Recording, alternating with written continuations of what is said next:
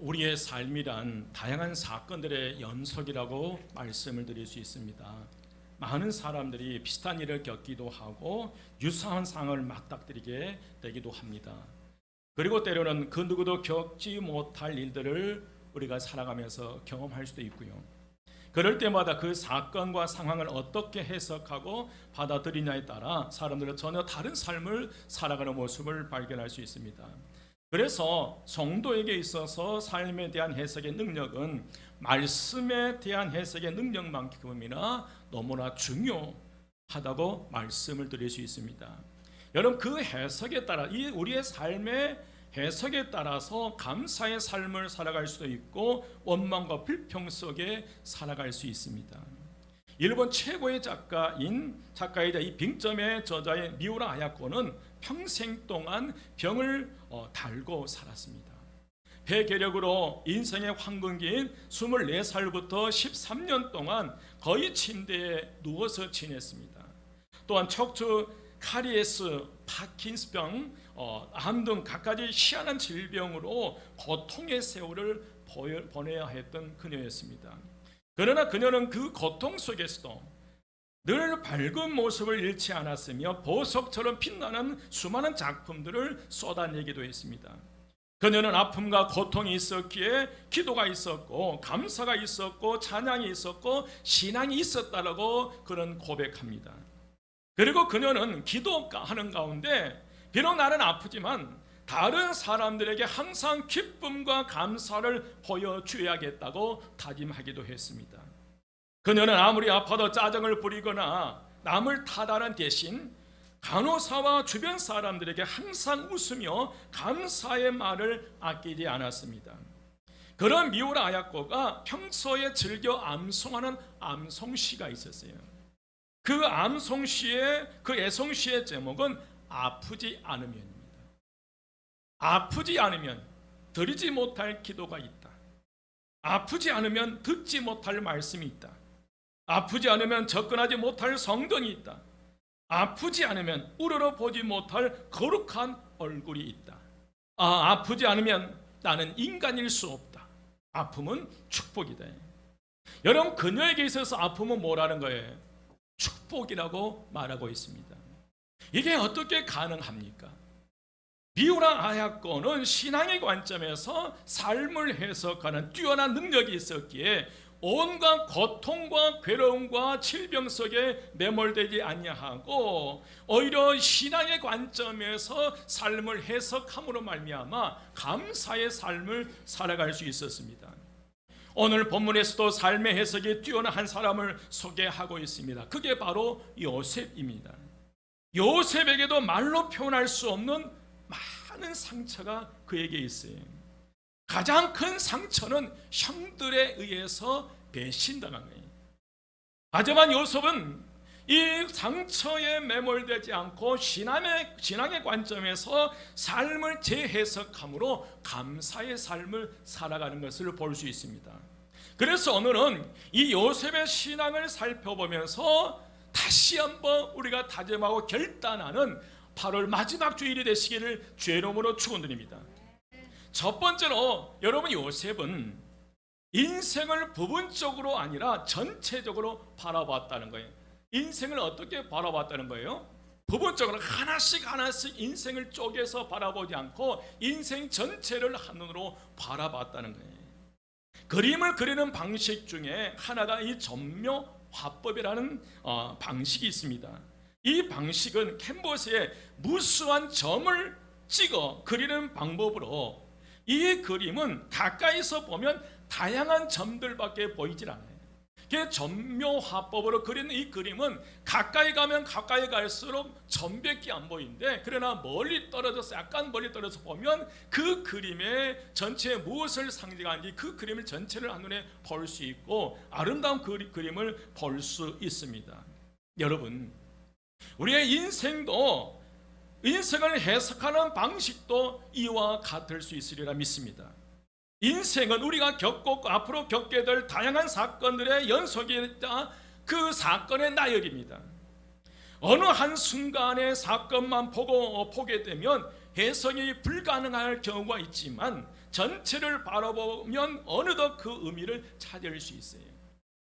우리가 살아오면서 그 인생의 가장 큰 충격과 아픔을 받았던 그 시점 하나를 놓고 본다면 그 순간 이해가 신앙적으로 이해가 되지 않고 왜 나에게 그런 일이 일어났을까? 왜 나에게 이런 상처와 아픔이 있을까? 이해가 되지 않을 때가 있단 말이에요. 그 사건 하나를 바라볼 때는 아픔이었고 고통이었고 슬픔이었어요. 그런데 우리 인생 전체를 바라볼 때는 하나님의 도우심과 이끄심의 손길을 발견할 수 있다는 거예요. 여러분, 요셉에게는 4명의 어머니가 있었어요. 게다가 친어머니 라헬은 친동생 베냐민을 낳다가 세상을 떠났고요. 또 아버지의 극단적인 이 과잉 보호가 요셉에게 있었어요. 동생이나 형에게는 안 입히는 멋진 채석옷을 이 요셉에만 입히는 것이 문제였습니다. 아버지의 사랑이 요셉에게 쏟아지니까 그것을 시샘한 형들로부터 왕따 당하는 수모를 어릴 때부터 겪게 되는 거예요. 또한 사춘기 무렵 이복 누나인 디나가 강간을 당하게 되고, 또 형들은 그에 대한 보복으로 무자비한 살인을 저지른 그 광경들을 이 요셉이 보고 자랐다는 거예요. 이 또한 적지 않은 그 요셉에게 준 충격이었는데, 그런데 결정적으로 요셉이 17살이 되었을 때 엄청난 사건을 겪게 돼요. 형들이 요셉을 죽이려고 하다가 노예로 팔아버린 거예요. 요셉이 그때 어떤 말로 울부짖었는지 성경에는 지금 이 말씀에는 정확하게 기록되지 않지만, 그러나 훗날 이 곡식을 사기 위해서 애굽으로 내려왔다가 이 공경에 처한 형들이 자기들끼리 얘기하는 말씀에서 이 요셉이 얼마나 그 순간 위기 어려움을 당했는지 알 수 있어요. 그 말씀이 창세기 42장 21절 말씀이에요. 그들이 서로 말하되 우리가 아우의 일로 말미암아 그가 우리에게 애걸을 할 때에 그 마음의 괴로움을 보고 듣지 아니하였으므로 이 괴로움이 우리에게 임하도다. 여러분, 요셉이 구덩이에서 애걸복걸했다는 거예요. 그러나 매장한 형들은 애걸하는 이 동생 요셉의 부르짖음을 외면하고 요셉을 은 20에 팔아버리고 그 돈을 서로 나누어 가진 거예요. 그렇게 요셉은 노예가 되어서 팔려가 버렸습니다. 형들이 죽을 뻔했던 이 고비에서 노예로 팔리고, 노예에서 또다시 성추행범으로 몰리게 되고, 감옥에서 믿었던 사람들에게 잊혀지는 배신의 연속이었어요. 일어난 사건들을 부분적으로 살펴보면 여러분, 해석이 안 되네. 어떻게 형들이 동생을 은 20에 팔았는가? 이게 해석되나요? 여러분, 이 보디발의 아내의 유혹을 뿌리치는데 그 결과, 믿음의 결과, 그 결과는 감옥으로 들어가는 거예요. 여러분, 이게 해석되나요? 우리가 살아가다 보면 해석되지 않는 부분들이 있어요. 저도 그렇더라고요. 제 인생의 삶을 살아오면서 해석되지 않는, 왜 그런 일이 나에게 일어났을까? 해석되지 않는 그런 일들이 일어났다는 거예요. 그러나 여러분, 전체적으로 살펴볼 때는, 인생 전체를 살펴볼 때는 전혀 다른 어떤 의미를 부여하게 돼요. 과정은 안타깝지만 그 상황이 점차로 재미있게 이어진다는 사실입니다. 여러분, 가나안 땅에 살던 요셉이 어디로 옮겨졌어요? 애굽으로 옮겨졌어요. 그것도 형들에 의해서 팔려서 애굽의 높은 권력의 집안의 노예가 되어버립니다. 또한 이 보디발의 아내 유혹을 뿌리쳤다가 비록 억울한 누명을 쓰고 이상하게도 고위 관직자들만 가두는 그 시대 감옥에 들어가는 거예요. 그 감옥에 갇혀서 거기서 많은 정치인들과 권력자들을 만나서 자연스럽게 그 감옥 안에서 2년 동안 정치를 배우게 되고요. 감옥 안에서 도와주었던 왕의 신하들이 2년간이나 그를 잊고 있었다는 사실이 요셉이 총리가 되는 나이 30세를 정확히 맞춰주는 타이밍이 되었다는 사실입니다.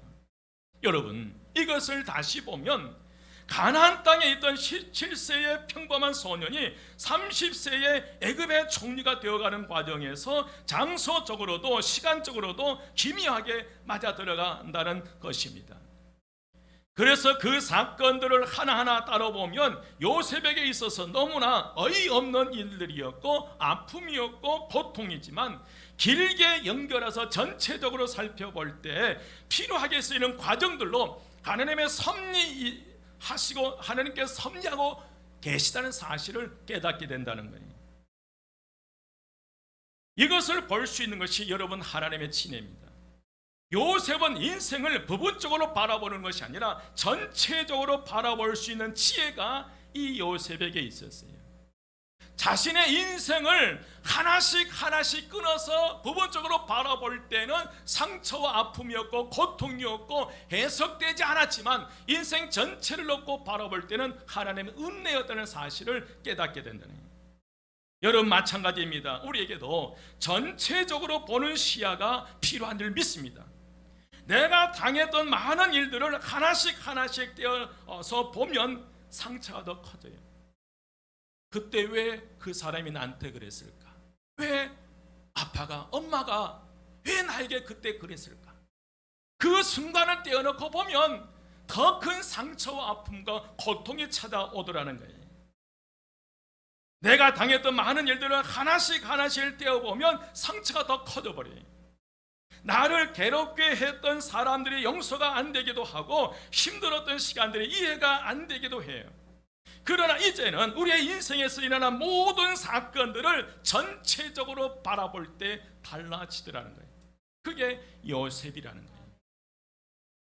우리 인생을 전체적으로 바라볼 때 하나님의 은혜를 발견하게 된다는 거예요. 여러분, 어떤 인생의 삶을 살아왔습니까? 지금 이 시점에서 다시 한번 뒤를 돌아본다면 모든 것이 하나님의 은혜임을 깨달은 줄 믿습니다. 제가 그래요. 이 말씀을 준비하면서 제 과거의 모든 삶을 돌아보니까 그때 왜 그랬을까 했지만, 그러나 전체적으로 바라보게 될 때 그 모든 과정을 견디고 이기게 하면서 여기까지 오게 하는 모든 것이 하나님의 은혜였고 하나님의 간섭이었고 하나님의 축복인지를 깨닫게 됐다는 거예요. 여러분의 인생을 부분적으로 보지 마십시오. 10년 전, 20년 전 그 인간이 했던 그 말 하나만 바라보면 상처가 더 커지는 거예요.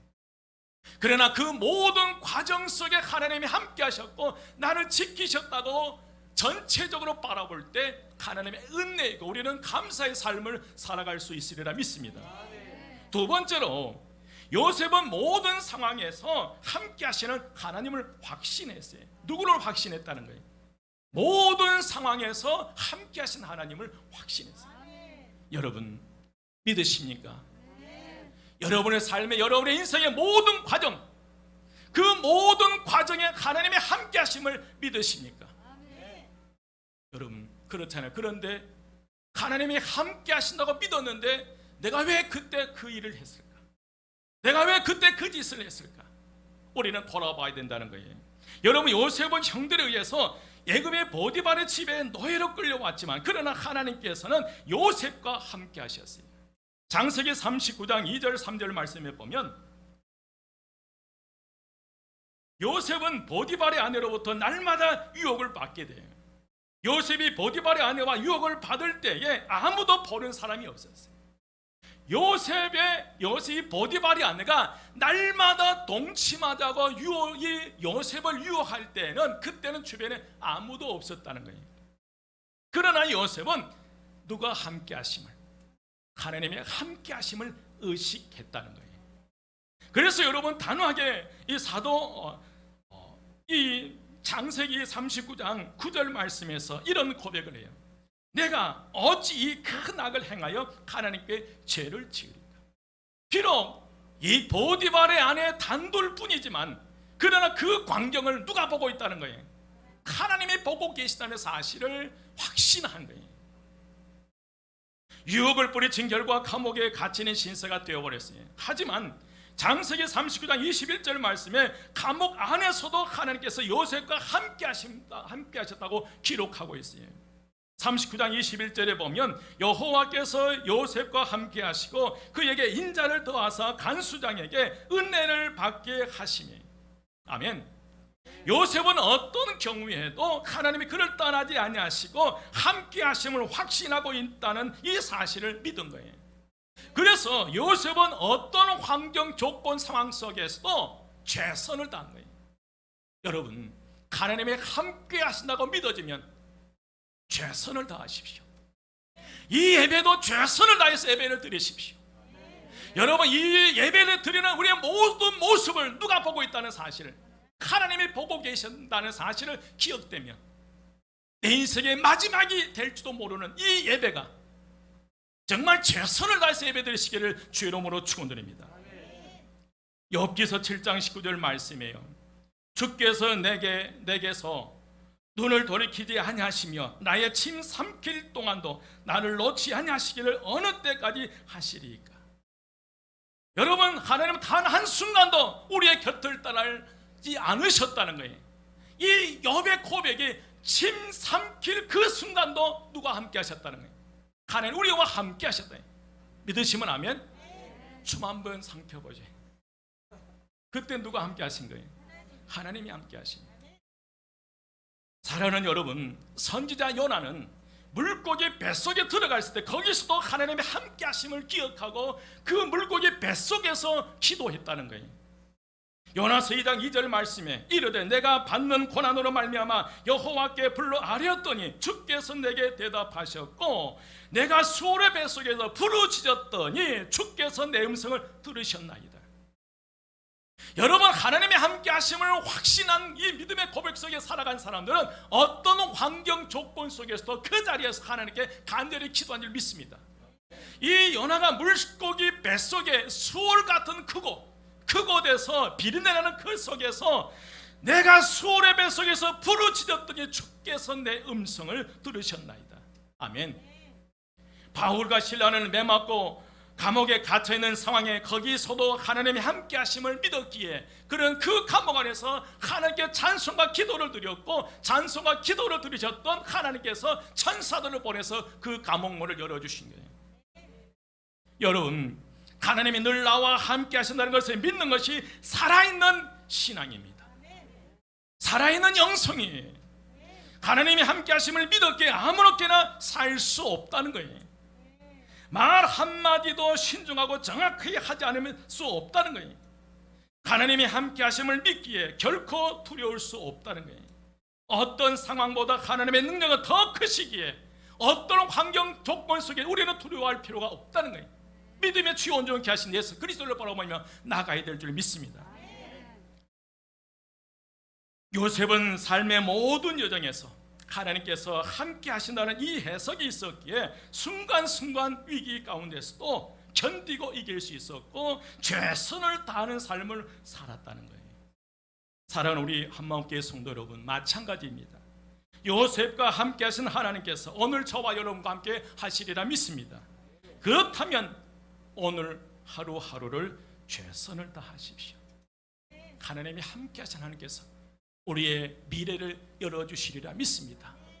오늘 이 시간 이 성전에 올라왔으면 이 예배에 최선을 다하십시오. 여러분들에게 어떤 일이 주어졌더니 그 일에 최선을 다하십시오. 그것에 누가 함께 하세요?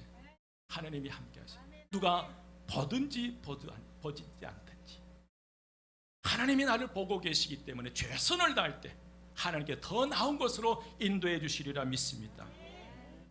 마지막 세 번째로, 여러분, 요셉은 악을 선으로 바꾸어 주신 하나님을 믿었어요. 어떤 하나님? 악을 선으로 바꾸어 주신 하나님을 믿으셨어요. 아버지 야곱이 죽자 요셉의 형들은 두려움을 느끼기 시작했어요. 동생 요셉에게 했던 죄악들이 생각이 나서 두려워 견딜 수 없는 거예요. 그동안 아버지가 살아 계셨기 때문에 동생 요셉이 형들을 용서한 줄 알았어요. 그런데 그 희망에 끈 아버지가 숨을 거두게 될 때 그 순간부터 이제 형들은 두려워하기 시작해요. 동생 요셉이 두려운 거예요. 그래서 이 형들은 이제 하나 일을 꾸미는 거예요. 뭐냐면 아버지가 살아 생전에 동생 요셉에게 유언을 남겼다는 거예요. 아버지의 뜻을 남겼다는 거예요. 그게 뭐예요? 오늘 말씀 다른 거 아니에요. 이제 그 동생 아버지 야곱이 동생 요셉에게 유언을 남겼는데 형들의 허물과 죄가 아무리 크더라도 그 형들의 그 허물과 죄를 다 뭐 해주라는 거예요? 용서해 주라는 거예요. 용서해 주라는 거예요. 여러분, 이게 진짜 유언을 남겼다는 흔적이 없어요. 어디를 봐도요. 이것은 형들이 동생 요셉이 두려우니까 만들어낸 그런 얘기예요. 그때 여러분 17절 말씀 보시기 바랍니다. 17절 마지막 절에 보면 요셉이 그들이 그에게 하는 말을 들을 때 뭐 하였더라? 울었더라. 울었더라. 여러분, 그럴 때 이제 요셉이 그 형들을 향해서, 두려웠던 그 형들을 향해서 이런 믿음의 고백을 해요. 19절부터입니다. 19절부터 21절까지 보면 요셉이 그들에게 이르되 두려워하지 마소서. 내가 하나님을 대신하리이까. 당신들은 나를 해하려 하였으나 하나님 그것을 무엇으로 바꾸사? 선으로 바꾸사 오늘과 같이 만민의 생명을 구원하게 하시려 하셨나니 당신들은 두려워하지 마소서. 내가 당신들과 당신들의 자녀들을 기르리이다 하고 그들을 간곡한 말로 뭐 하였더라? 위로하였더라. 요셉은 고난의 과정 속에서 신앙의 관점에서 삶을 해석함으로 깨달은 게 하나 있어요. 하나님의 시선으로 사건 하나 전체적인 맥락에서 바라보니까 아하, 하나님께서 하셨거든 그 사실을 깨닫게 되는데 모든 과정들의 의미가 부여되는 거예요. 어떤 내용이냐면 형들이 나를 죽이려고 했던 것은 분명히 악한 행위지만 그냥 루벤이 동생을 죽이는 대신에 물 없는 구덩이로 던져 넣자는 거예요. 그것은 바로 이 요셉을 위한 것이었고 구덩이에 죽게 내버려두지 않고 노예로 팔자고 해서 했던 셋째 형 유다 역시 나를 살리려 했던 그 마음이 드는 거예요. 그러고 보니 결국 하나님께서 형들의 마음을 움직여서 나를 죽을 자리에서 살리셨구나. 내가 만일 지금까지 집에 머물며 아버지의 사랑을 독차지하면서 편하게 살았다면 과연 지금의 나의 모습이 가능했을까? 형들의 시기 질투에 대항하여 투닥거리며 살았다면 오히려 가정의 불화가 끊임없이 일어났을 것이고 더 큰 사고도 일어날 수 있었을 것이다. 또한 바로의 시위되는 보디발의 집에서 주인의 신임을 얻어 가정 충무로 진급하여 이 보디발의 집에서 주인의 신임을 얻어서 그곳에서 그럭저럭 편하게 지냈다면 또 이런 날이 올 수 있을까? 보디발의 아내가 유혹했을 때에 못 이긴 척하고 받아주면서 주인의 눈을 속여가며 부정한 생활을 했다면 오늘날에 내가 존재할 수 있을까? 비록 억울하게 성추행범 누명을 쓰고 감옥에 갇혔지만 거기서 바로의 신하들을 만나 그들의 꿈을 해석해 줄 기회를 얻었고 결과적으로 바로 앞에서 그의 꿈을 해석한 날이 온 것이 아닌가.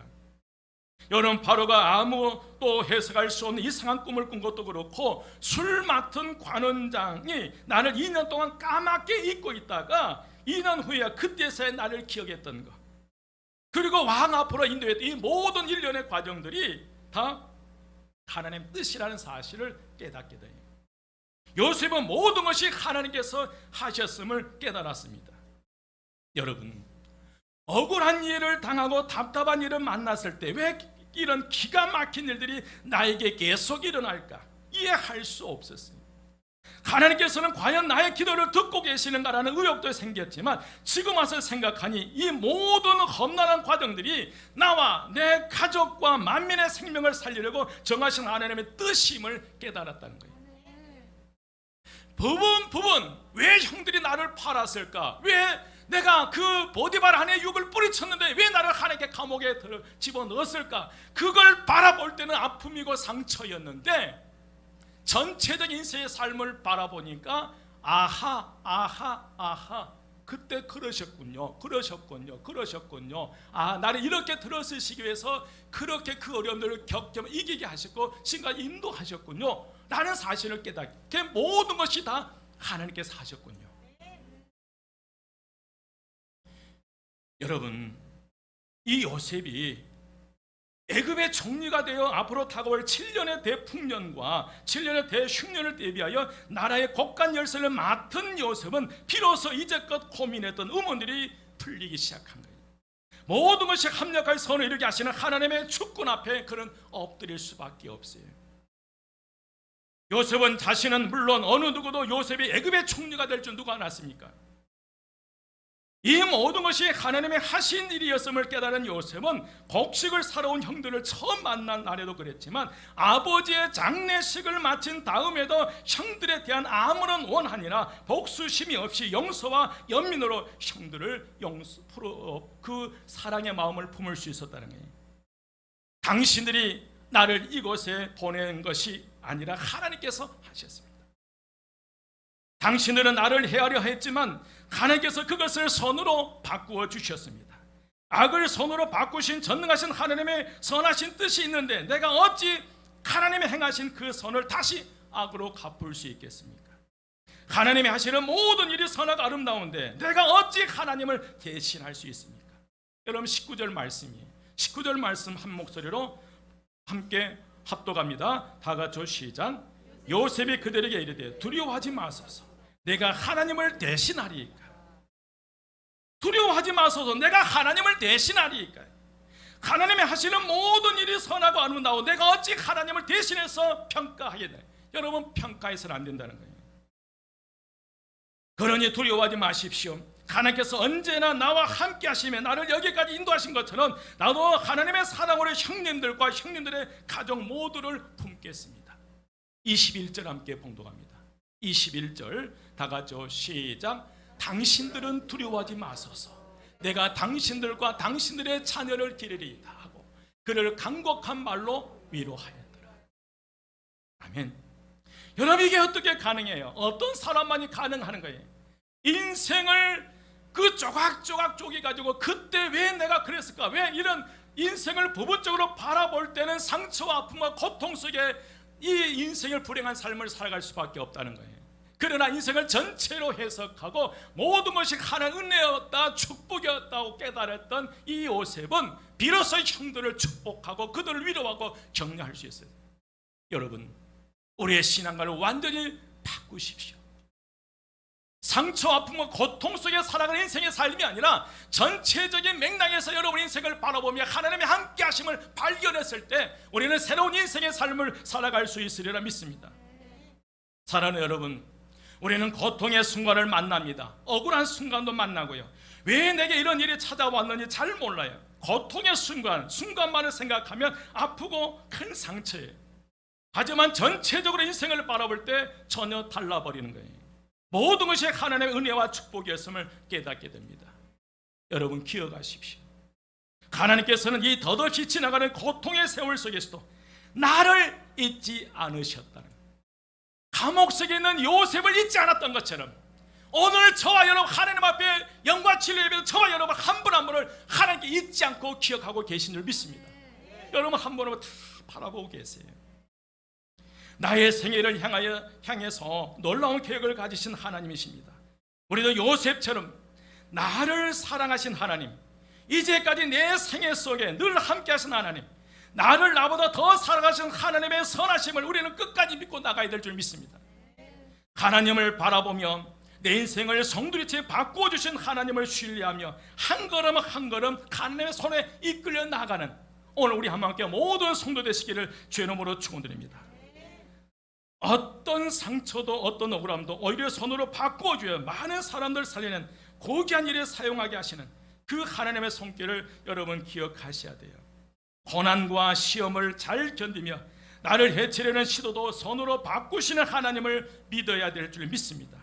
나를 배신하며 무너뜨리려는 악한 행동도 오히려 성숙과 축복으로 바꾸신 하나님, 질병과 고통 속에는 저와 여러분을 하나님과 축복으로 바꾸신 하나님, 슬픔과 좌절과 절망 가운데는 저와 여러분을 하나님과 축복으로 바꾸시는 그 하나님, 그 하나님을 붙잡는 오늘 이 시간 되시기를 주의 이름으로 축원드립니다. 기도하겠습니다. 길이요 진리요 생명이 되신 우리 주 예수 그리스도의 은혜와 하나님의 크신 사랑하심과 성령님의 감화 감동 충만 역사하심이 하나님이 함께 하심을 확신하며 보다 새로운 믿음의 삶을 살기로 다짐하고 결단하는 우리 모든 성도들 머리 위에 지금부터 영원까지 함께 하시기를 간절히 축원드리옵나이다. 아멘.